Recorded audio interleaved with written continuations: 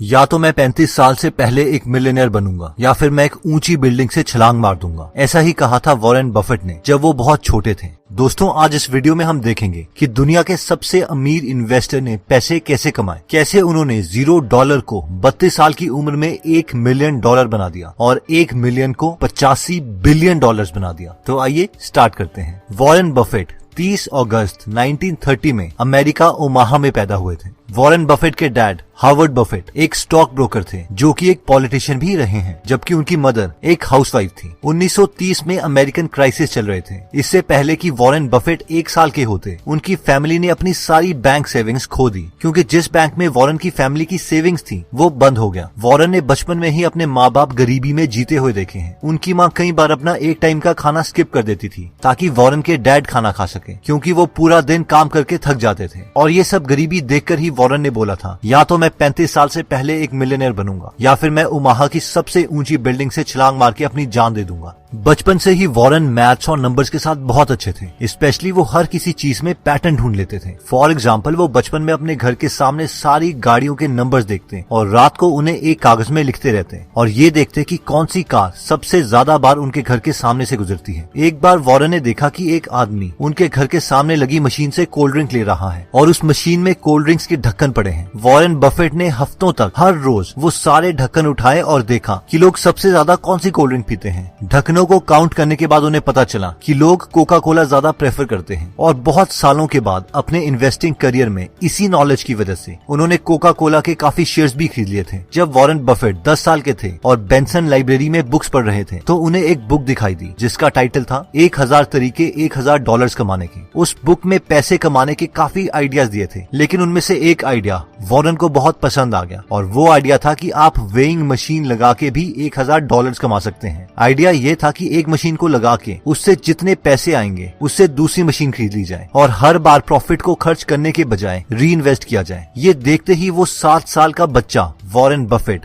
Calculation करने लग गए कि एक वेइंग मशीन उन्हें कितने की पड़ेगी और उसके प्रॉफिट से उन्हें कितना टाइम लगेगा दूसरी वेइंग मशीन खरीदने में। इवन कि वो ये तक कैलकुलेट करने लग गए कि अगर दुनिया का हर इंसान उनकी वेइंग मशीन यूज करता है तो वो कितने पैसे कमा सकते हैं। वॉरेन बफेट ने बचपन से ही काफी चीजें बेचना स्टार्ट कर दिया था, जैसे कि उन्होंने कोका कोला बेची, च्युइंगम्स बेची, मैगजीन्स बेची, इवन सुबह 4 बजे उठकर लोगों को न्यूज़पेपर्स भी दिए। उन्हें बचपन से ही पैसे बनाने की गेम में मजा आने लगा था। बफेट कहते हैं कि पैसे कमाने में फ्रीडम थी, एंजॉयमेंट थी और मैं खुद का बॉस बन सकता था। वॉरेन बफेट को बचपन से ही कंपाउंडिंग के कॉन्सेप्ट से प्यार हो गया था, क्योंकि उन्होंने बचपन में एक राजा की स्टोरी सुनी थी जो कि कुछ इस तरीके से थी। एक बार राजा के पास एक पुजारी आता है और वो राजा से दान मांगता है। वो घमंडी राजा बोलता है कि तुम जितना चाहोगे हम तुम्हें उतना दान देंगे, मांगो क्या मांगते हो। इस पर वो पुजारी ने कहा कि चेस में 64 खाने होते हैं, मुझे तुम पहले खाने में एक चावल का दाना दे दो, फिर अगले बॉक्स में उसे डबल कर दो यानी 2 चावल के दाने, उसके बाद नेक्स्ट बॉक्स में उसे दोबारा डबल कर दो यानी 8 चावल के दाने, और तुम चेस के ये 64 सेक्शंस तक करते रहो। जितने चावल के दाने टोटल आएंगे बस मुझे उतना ही चाहिए। इस पर उस राजा ने कहा, बस तुम कितने नादान हो, इससे अच्छा तो मुझसे तुम हीरे जवाहरात मांगते। लेकिन जब उस राजा के सैनिकों ने उन 64 सेक्शंस में चावल के दाने डालने स्टार्ट किए तो वो 64th सेक्शन में इतने ज्यादा दाने थे कि उस राजा को अपना पूरा किंगडम बेचना पड़ा। वॉरेन बफेट इस स्टोरी से इतने इंप्रेस हुए कि उन्होंने कंपाउंडिंग को अपनी कोर फिलॉसफी मान लिया। जब वॉरेन बफेट ने हार्वर्ड बिजनेस स्कूल में अपने डैड के कहने पे अप्लाई किया तो हार्वर्ड के इंटरव्यूअर्स ने वॉरेन बफेट का शिकागो में 10 मिनट के लिए इंटरव्यू लिया और उनसे कहा, भूल जाओ, तुम्हारी हार्वर्ड में एडमिशन नहीं हो सकती। और वॉरेन बहुत दुखी हो गए कि अब मैं अपने डैड को क्या बोलूंगा। लेकिन अब वॉरेन बफेट बोलते हैं कि शायद ये मेरे साथ सबसे बेस्ट चीज हुई थी, क्योंकि कुछ साल पहले उन्होंने एक बुक पढ़ी थी जिसका नाम था द इंटेलिजेंट इन्वेस्टर और security analysis bye Benjamin Graham, जिससे वॉरेन बफेट बहुत ज्यादा इंप्रेस हुए थे। हार्वर्ड की रिजेक्शन के बाद वॉरेन ने कोलंबिया यूनिवर्सिटी के प्रोस्पेक्टस में देखा कि बेंजामिन ग्राहम वहाँ पढ़ा रहे हैं और उन्होंने उन्हें एक लेटर लिखा, डियर प्रोफेसर, मुझे अभी तक लगता था कि आप मर चुके हैं, क्योंकि जब अब मुझे पता चल चुका है कि आप जिंदा हैं और कोलंबिया यूनिवर्सिटी में पढ़ा रहे हो तो मैं इस यूनिवर्सिटी को ज्वाइन करना चाहता हूँ। और फॉर्चुनेटली उन्हें कोलंबिया यूनिवर्सिटी में एडमिशन मिल गई। और वॉरेन बोलते हैं कि मेरी लाइफ की ये बेस्ट दिन थे, क्योंकि मैंने बेंजामिन ग्राहम से इन्वेस्टिंग के बारे में बहुत कुछ सीखा। बेंजामिन ने उन्हें इन्वेस्टिंग के 2 बेस्ट रूल्स बताए। रूल नंबर 1, अपनी इन्वेस्टमेंट के पैसों को कभी भी रिस्क में न डालो, यानी नेवर लूज मनी। और रूल नंबर 2 था never forget rule number 1। Warren Buffett ने जो एक बहुत इंपॉर्टेंट कॉन्सेप्ट बेन ग्राहम से सीखा था वो था वैल्यू इन्वेस्टिंग, यानी कंपनी को उसकी वैल्यू के प्राइस के अकॉर्डिंग खरीदना चाहिए, ना कि उसकी प्रेजेंट मार्केट वैल्यू के अकॉर्डिंग। फॉर एग्जाम्पल, अगर आपको पता है कि ये पेन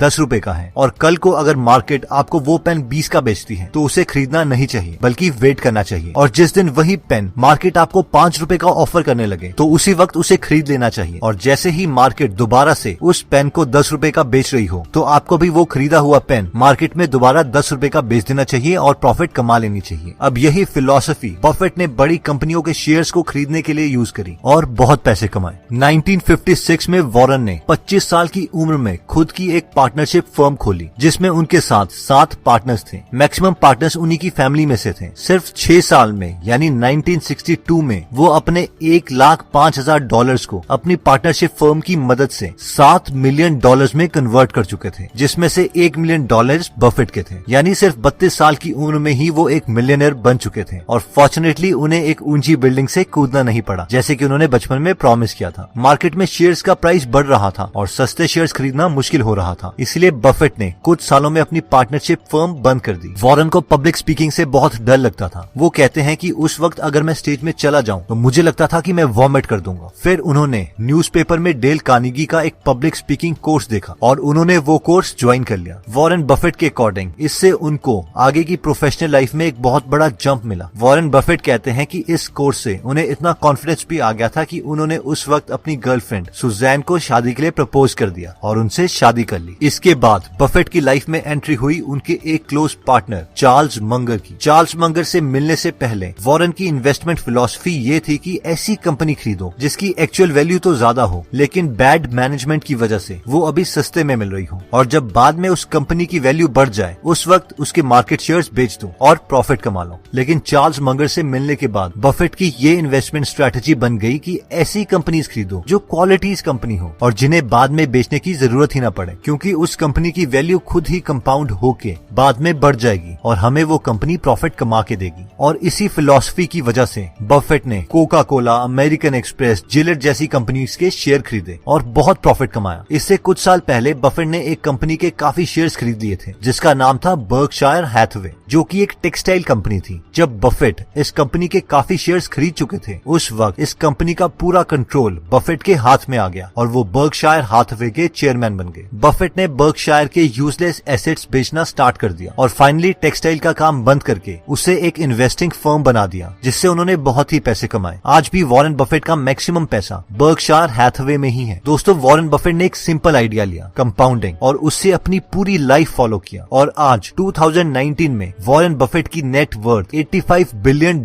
के करीब है। और ये वही लड़का है जिसकी माँ को कम पैसों की वजह से अपने एक वक्त का खाना स्किप करना पड़ता था। क्या आप जानते हैं कि वॉरेन बफेट और बिल गेट्स आज बेस्ट फ्रेंड्स हैं? जी हाँ, और इस कहानी की शुरुआत कुछ इस तरीके से हुई थी। एक बार बिल गेट्स की मदर मैरी बिल गेट्स को बहुत कन्विंस कर रही थी कि वो हुड कैनाल में फैमिली मीटिंग के लिए आए और वहाँ पर वॉरेन बफेट से मिले, लेकिन बिल गेट्स बहुत रेजिस्ट कर रहे थे क्योंकि वो वॉरेन बफेट से मिलना नहीं चाहते थे, क्योंकि बिल गेट्स सोचते थे कि वॉरेन बफेट बस एक ऐसा आदमी है जो सिर्फ स्टॉक्स को खरीदता है और बेचता रहता है, और उन्हें नहीं लगता था कि उनसे मिलके उन्हें कोई एक्चुअल में फायदा होगा। लेकिन फाइनली बिल गेट्स लंच में आने के लिए मान गए और बिल गेट्स जैसे ही वॉरेन बफेट से मिले उन्हें पता चल गया कि वॉरेन बफेट अच्छे और इंटेलिजेंट इंसान हैं और वो दोनों बहुत ही जल्दी बेस्ट फ्रेंड्स बन गए। उस वक्त बिल गेट्स के डैड भी लंच में मौजूद थे और उन्होंने वॉरेन बफेट और बिल गेट्स को कहा कि तुम दोनों अपनी लाइफ में बहुत ही सक्सेसफुल रहे हो। फिर उन्होंने उन दोनों को एक पेपर और एक पेंसिल दिया और कहा कि एक ऐसी कौन सी चीज है जो तुम मानते हो जिसकी वजह से तुम दोनों सक्सेसफुल रहे। जब बिल गेट्स के डैड ने उन दोनों के पेपर को देखा तो उन दोनों ने पेपर में एक ही शब्द लिखा था और वो था फोकस। आज भी बिल गेट्स और वॉरेन बफेट दोस्त हैं और वॉरेन बफेट ने साल 2018 में $3.4 बिलियन बिल और मेलिंडा गेट्स फाउंडेशन में डोनेट कर दिए। इतना ही नहीं, वॉरेन बफेट ने ये भी प्रॉमिस किया है कि वो मरने के बाद अपनी वेल्थ का 99% डोनेट कर देंगे और अपने बच्चों को अपनी वेल्थ का बहुत ही कम हिस्सा देंगे, क्योंकि वो जानते हैं कि बिना मेहनत के मिले पैसे से उनके बच्चों की लाइफ इंप्रूव नहीं होगी बल्कि वो बर्बाद ही होंगे। दोस्तों, वॉरेन बफेट आज भी बहुत ही सिंपल लाइफ जीते हैं। वो एक मिडिल क्लास घर में रहते हैं, मिडिल क्लास खाना खाते हैं और एक मिडिल क्लास गाड़ी चलाते हैं। बर्कशायर हैथवे में शुरू में उनके पास सिर्फ 25 एम्प्लॉइज थे। बेशक अब बर्कशायर में बहुत से एम्प्लॉइज हैं, लेकिन वो शुरू के 25 एम्प्लॉइज आज भी उन्हीं के साथ काम करते हैं। वॉरेन कहते हैं कि मैं अपने हर एक एम्प्लॉय और हर एक शेयर होल्डर को एक पार्टनर मानता हूँ, एक फैमिली मेंबर की तरह ट्रीट करता हूँ। वो हमेशा